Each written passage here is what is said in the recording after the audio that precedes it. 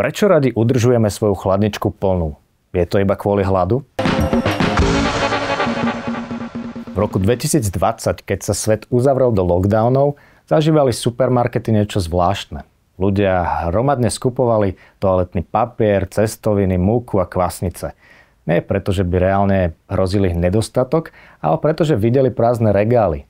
A tie v nich spustili paniku. Rovnaký mechanizmus ako pri strachu z prázdnej chladničky.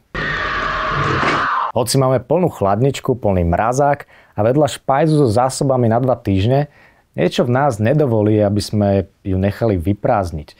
A tak večer otvárame dvere chladničky nie preto, že by sme boli hladní, ale preto, že potrebujeme upokojiť ten tichý, ale vytrvalý pocit, že nám niečo chýba. Psychológovia hovoria, že ide o kombináciu úzkosti z nedostatku a tzv. Kompenzačného správania. Inými slovami, bojíme sa prázdna, nie len toho fyzického v chladničke, ale aj emocionálneho.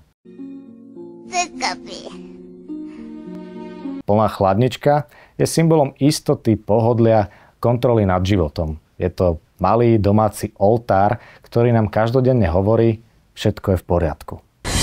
Okay, we're fine. Everything is fine. It's all good. Zaujímavé je, že tento strach nemusí mať nič spoločné s hladom. Môže ísť o pocit osamelosti, nudy, neistoty alebo len únavy z každodenného stresu. A tak si otvoríme chladničku, pozrieme sa, možno niečo vyberieme, možno nie, ale ten úkon nám prináša upokojenie, aspoň na chvíľu. Just grabbing a midnight snack. V marketingu to dobre vedia.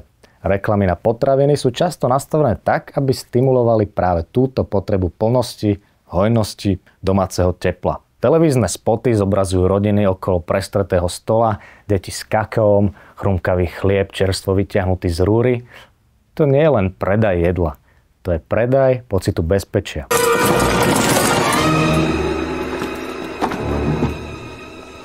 I've never seen that stuff in my life. Alebo si to aspoň nahovárame. Spomeň si na ten zvláštny pokoj, keď prídeš z obchodu a máš plné tašky. Nie len s jedlom, ale aj s vecami, ktoré si ani neplánoval kúpiť. Možno nové čipsy, ktoré si nikdy neokúsil, alebo 6. jogurt do zbierky. Je to ako keby sme si potravinami doplňali istotu, že zvládneme ďalší deň, aj keby sa svet vonku otočil hore nohami. A tak na budúce, keď sa prisihneš, že sa prechádzaš po obchode len tak, bez zoznamu, bez hladu, skús sa spýtať. Kupujem jedlo pre telo alebo pre vnútorný pokoj?